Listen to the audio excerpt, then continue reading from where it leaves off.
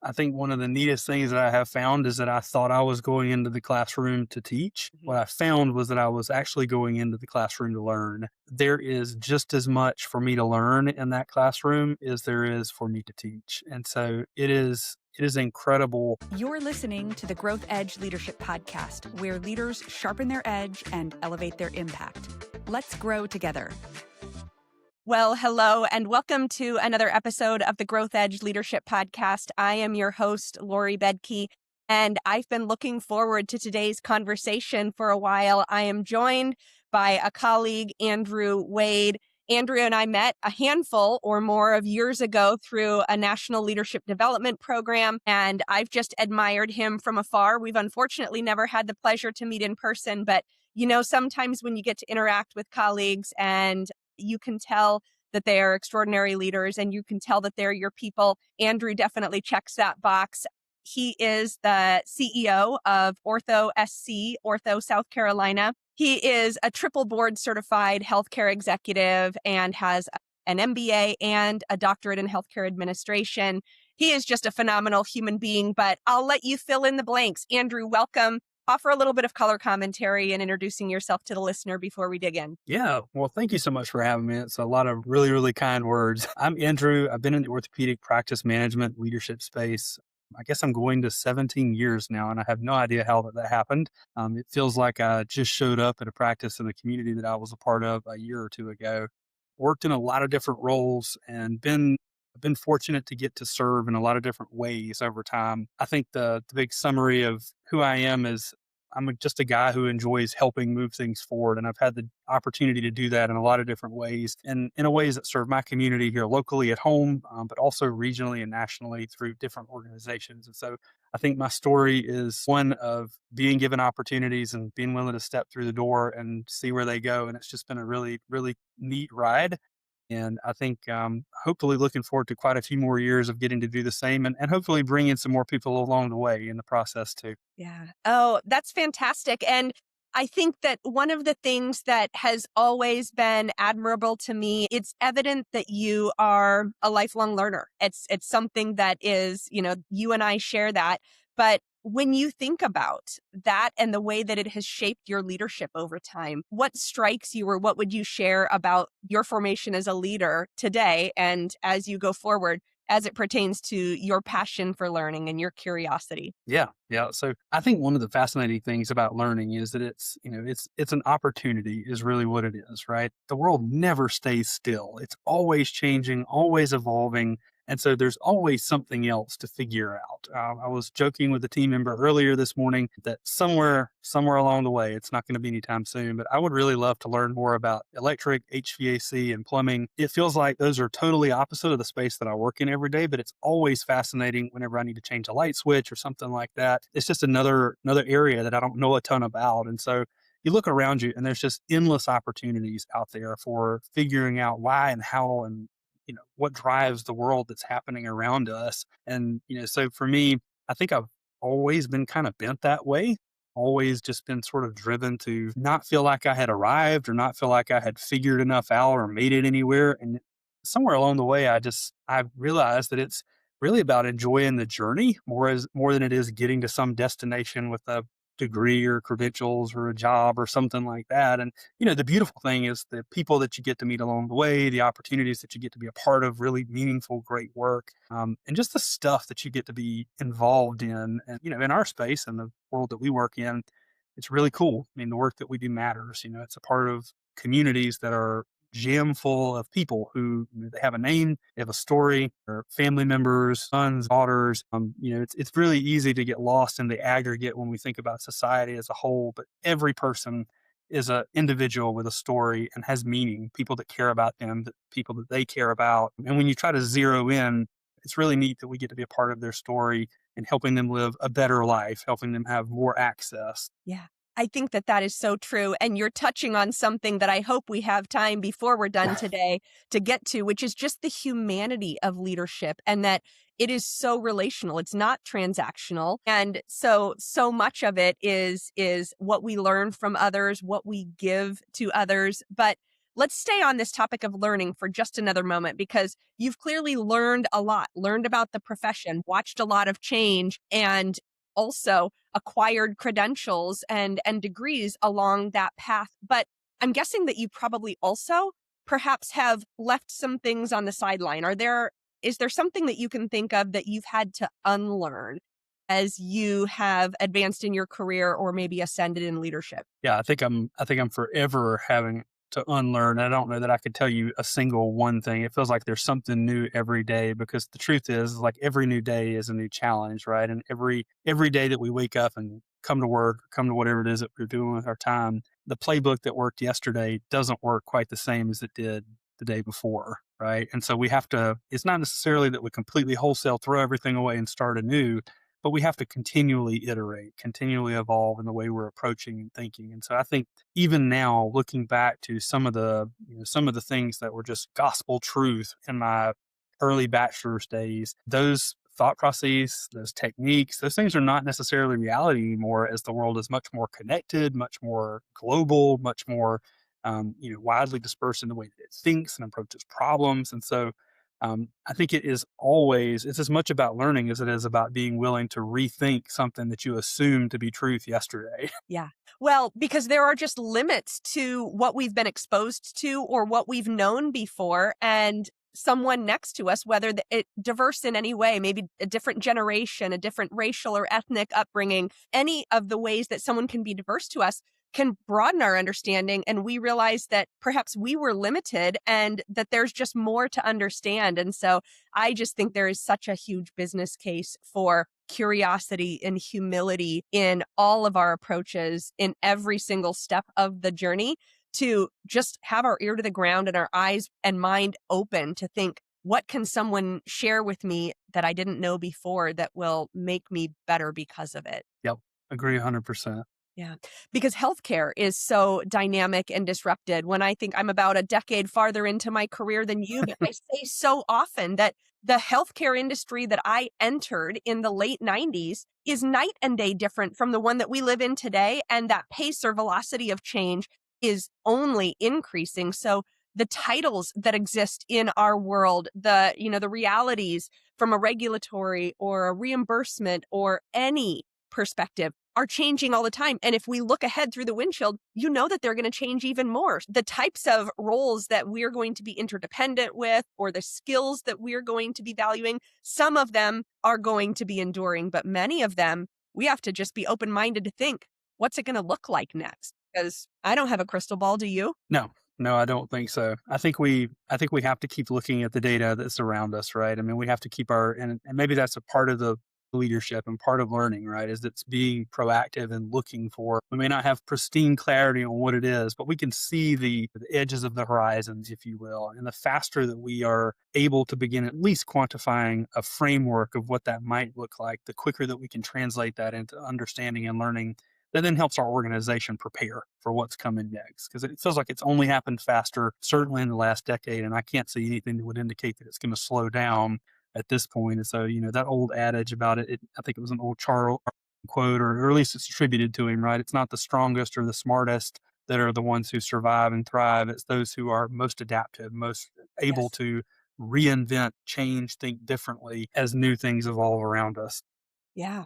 Well, that is a perfect bridge to kind of the next thing I wanted to cue you up for is just talk to us a little bit about your career path and what has that adaptability and just kind of being resourceful or raising your hand for opportunities or just embracing new challenges. What has that looked like in your role in the current organization, but just in your career path at large? Yeah. So I started my very first role was a first impressions team member, helping patients in an MRI unit in one of the practice locations, schedule appointments, get checked in for appointments, get in and out of a machine, and all that kind of good stuff. And so I've stepped through a bunch of different roles since then, and had the opportunity to see a lot. Right. I mean, and I think it's been a gift because it means that I can think from more than just my leader's chair, if you will. And it's helped a lot. I mean, to me a lot over the years to go ask the question of my team members, hey, this makes sense logically, but What's that showing up like for you on the front lines where care is happening, where problems are at, where challenges show up? And, we don't always have the ability to alter course, but sometimes you can. And sometimes it makes all the difference in the world to be able to readapt and re evolve the logic just a little bit so that you make it easier, cleaner, smoother, faster for your team members, which turns into giving them the ability to better serve your patients or your customers, right? Which is why we're here for. Again, I mean, the whole point and purpose of it all is that we want people to have a good experience, but we want them to go away better than they came to us.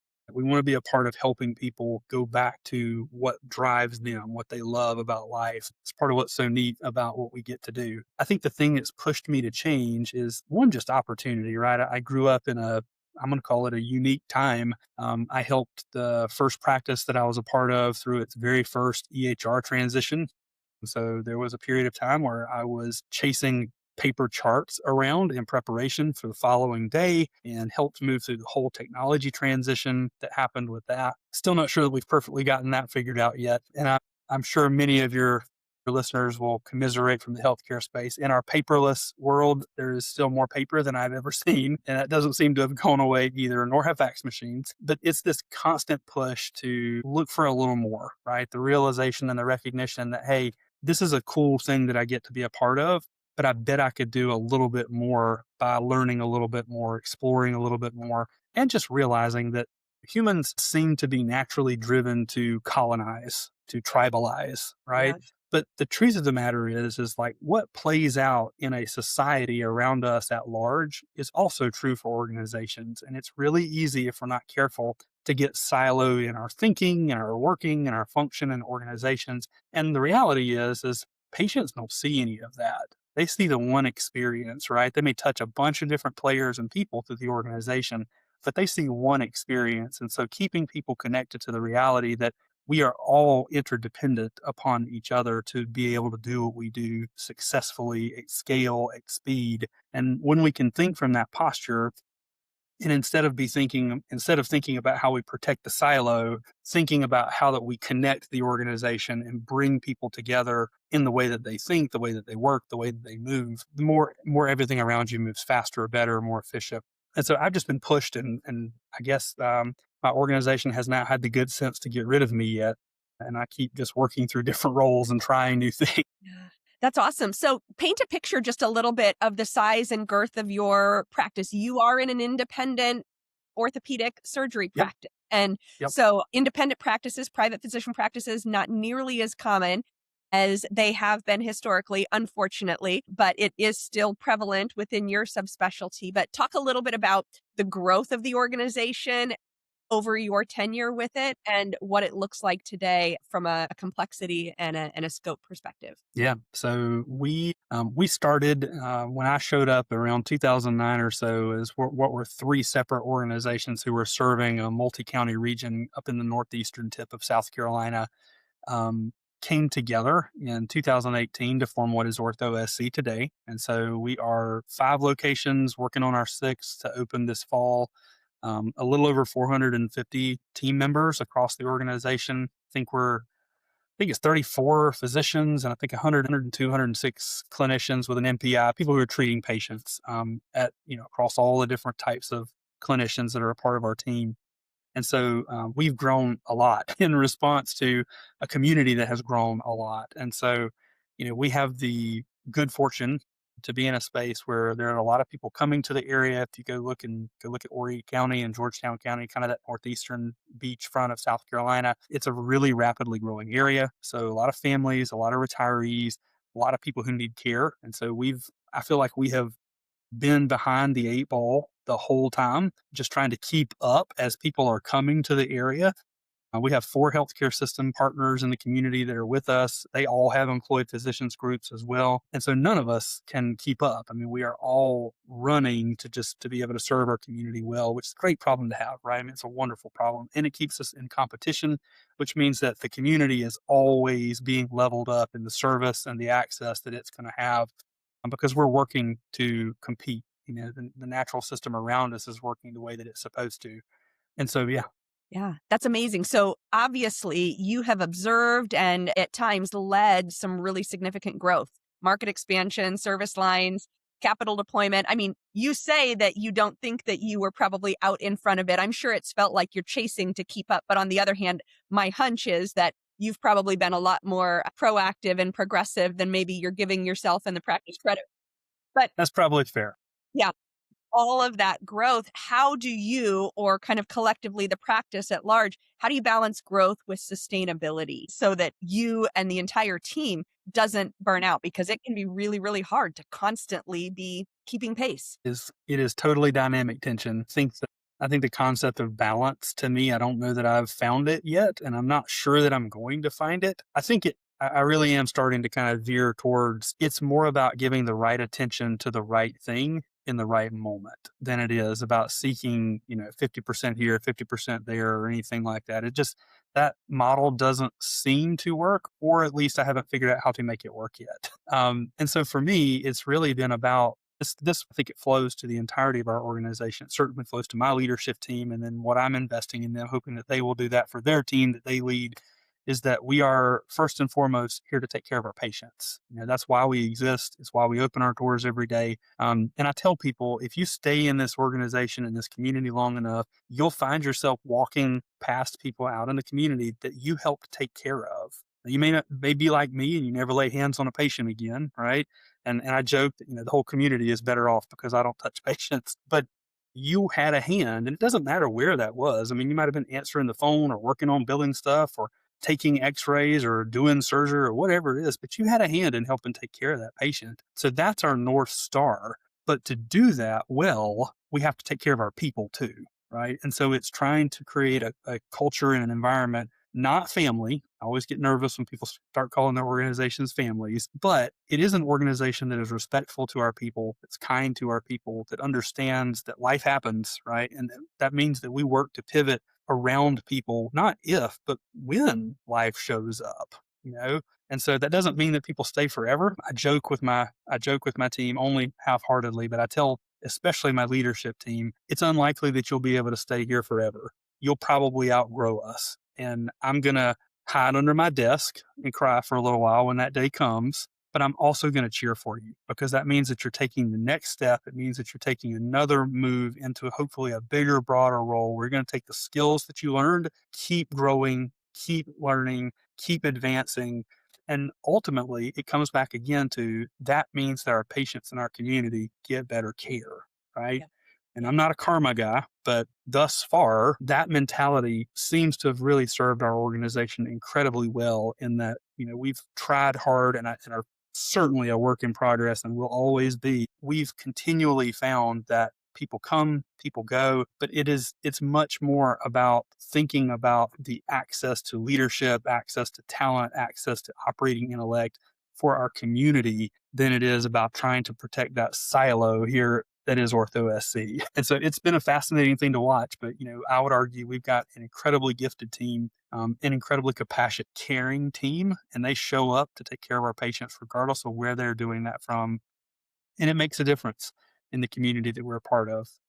Yeah, it really does. And I really appreciate the sentiment of what you're sharing because it's a constant tension between a strong pursuit and necessity of performance excellence, growth, expansion, facilitating the contributions of everyone within your team to give as excellent as possible, an outcome, but while still valuing the human, the individual that contributes to that and acknowledging that perfection is impossible. But so much of what you were saying really resonated with me because it aligns with everything that I'm hearing and reading about us, about around us about purpose and meaning. And as much as only we can protect and sustain our individual capacity to rise up to the challenges, the workload, the complexity, the uncertainty, etc., when we are focused on something outside of ourselves, it inevitably has a paradoxical return to our motivation and energy to serve someone else. And so our tendency can be, and again, we have to be protective of our own capacity, but so much of leadership is pointing individuals to a broader meaning, a broader purpose, serving the patients you serve, serving the community, and the multi-county, the service area that you're standing up to the challenges of access and doing so in constantly disrupted times that we live in.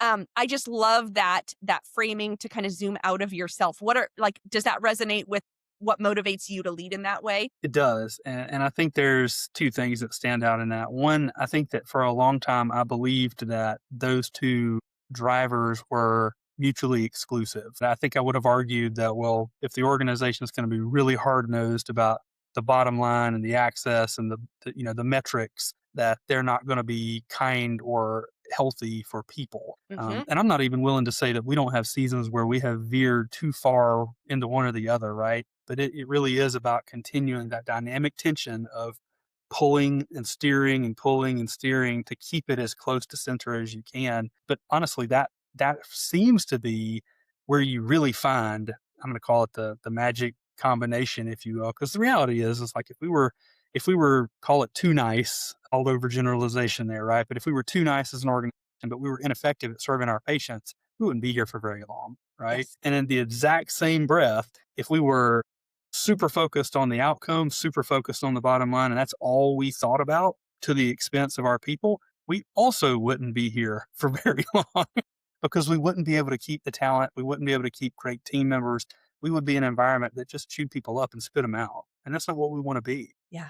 Yeah, absolutely. And I think just so much of that is it's something you learn as you go, but some of it is innate within you. And I'm sure some of that's been modeled by individuals that have either mentored you or whose leadership that you have admired and then chosen to adopt.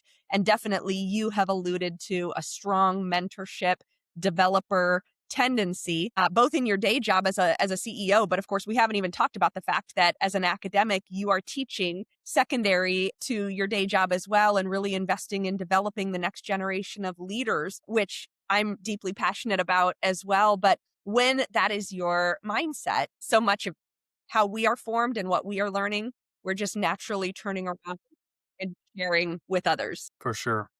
Yeah, I think one of the fascinating things in that, and maybe that's another thing that I think continues to push me, is this understanding that, or you back up. I think I had a realization at some point in the past where I realized that there's only so much that we can do. I'm going to call it kind of at the bedside, right? And that's Hmm. still the language that I use on a regular basis today. But it was the realization that if we really want to impact the health system, and this is probably true for any industry and any business, but certainly for the health system, we have to go upstream, right? And that means thinking about health policy. That means thinking about payer policy. That means thinking about legislative motion and movement in our state and federal levels, which can be tough, right? It's hard because that pulls us away from the day to day, away from the building, away from the practice, if you will.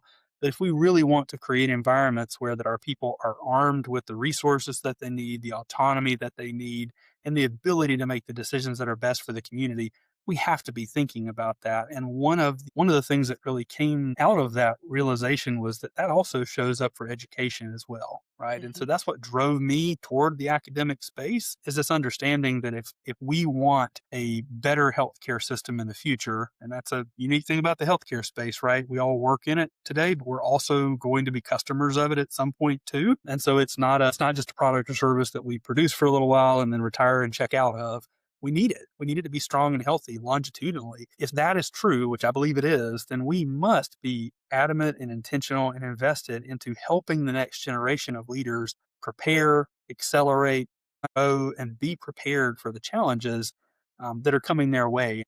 I think it's fascinating. I think the current generation of students gets a bad rap, and I think some of it's fair, but 99% of it is totally not. Hmm. I think the reality is that the changes that we have seen in the healthcare space are, I'm going to argue, maybe some of my more senior colleagues would laugh and say, yeah, that's cute, Andrew, but you didn't live through that like I did. But I'm going to argue things are moving so much faster with so much more complexity, with so much more national level connectivity, so much more alignment of incentives at national payer levels. It's not the way it was 20 years ago, where you could go learn the pretty stable concepts of good accounting, good managerial theory, maybe some economics and some of the or behavioral theory type stuff, and then be prepared to go walk into what was then a relatively stable organization and apply those theories to help it continue to run well, right? I mean, at this point, it feels like though we have a really exceptional educational system in our country and tremendous access to great programs, particularly in the healthcare space. It feels like today, MHA student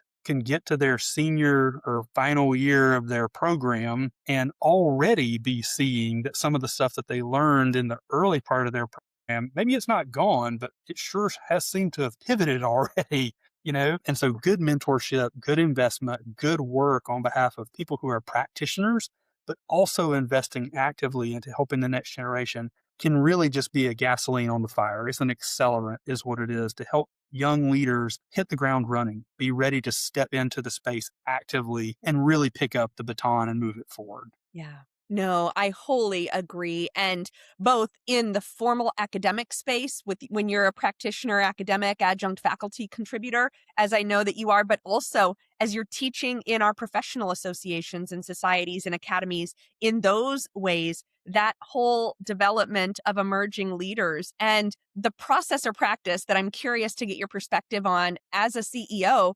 You don't have heaps of extra time laying around, and yet you are contributing to both your own formation through advanced degrees and credentials, but then teaching in an academic setting. How does that teaching sharpen and sustain and advance your own leadership practice and performance? Yeah. I think one of the neatest things that I have found is that I thought I was going into the classroom to teach. What I found was that I was actually going into the classroom to learn. There is just as much for me to learn in that classroom as there is for me to teach. And so it is incredible. Those students may not have the years and the degrees and the alphabet soup and all that stuff that I have earned, but they certainly have innovative ways of thinking, creative abilities to see the world in a different light, bright minds that are capable of much, that just need somebody to help them along the way. And so I have found that I feel like I get way more than I give just by getting to have proximity, to have the conversations that I get to have, being able to mentor, being able to coach, being able to help people along on the journey. They're just looking for somebody who will help them with some simple stuff is what it is. Mhm. And you would be surprised that the majority of us who are out in the space, it's really not as much time as it seems like. It's certainly a heavy lift at times, but it's so worth it, right? And again, it's kind of like investing in a retirement fund, right? I mean, we can complain about what the future looks like if we want to, or we can build it and know that it's going to be better off than it could have been because we were invested in proactively helping form, grow, and advance it versus just hoping for the best and checking out at the end of the day. So, I mean, I would say, to answer your question, it challenges me. It forces me to think differently. It pushes me to look at things from a different angle, from a different perspective. And I have not yet found a moment where that I have enough of that capability as I am constantly facing new problems or evolved versions of what was a problem that we thought we had figured out yesterday, but now it has changed a little bit more. And we've got to look for another creative solution that does it faster at scale with less resources. So there's a lot to be had from the symbiosis of the classroom. Absolutely. Well, and as a lifelong learner, right, it demands that you stay conversant with the most recent research and what other organizations are doing, what scholars are discerning or discovering is supported or no longer.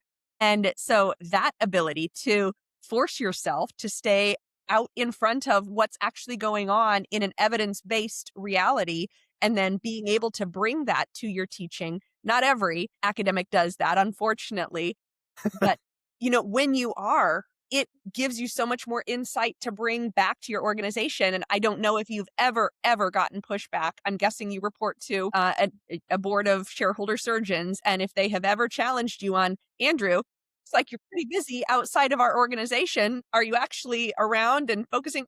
I'm certain you're upholding and stewarding the tasks that they charge you with. But on the other hand, I know that there is a return for your investment in how it forms you to show up and be the CEO of OrthoSC all day, every day. Yeah. And I think if I could add anything on that for my fellow leaders in that respect is that I feel like I have a lot of revelations, but one of the things that I discovered on that kind of a topic is that I certainly have a great board of physicians that I work with. They've all taken care of my family at multiple times. I joke that my two boys are trying to bankrupt us on ER visits sometimes, and it feels like there's just always something going on. But they've taken great care of us. They've been incredibly flexible with us. But I had a realization several years ago that, I think we are probably all a little too caught up in worrying about other folks' perception, right? Amen. And Amen. the truth of the matter is I could sit and worry about perception, and I could be, call it, at the office every day for 12 hours a day doing it, or I can focus on results, and I Mhm. can focus on building those results from wherever I need to work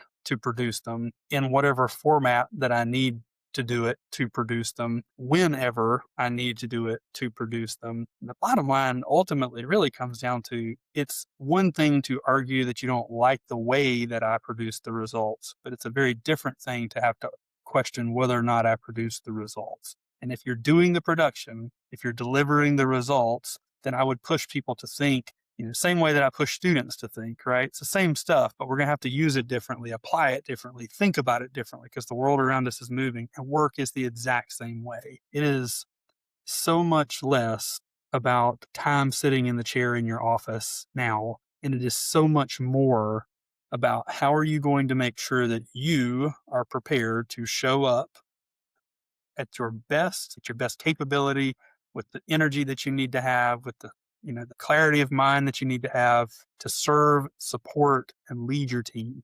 And so I care way less about days in the chair and way more about optimizing to be able to serve my people, my team, and to get the things done. And I think that's an interesting thing to see is our healthcare organizations, which were very traditional spaces that operated in very rigid formats for a really long time, have really begun that shift now, right? And so they look differently, they think differently, they operate differently. I don't think that we're going to have anybody doing remote for bedside care.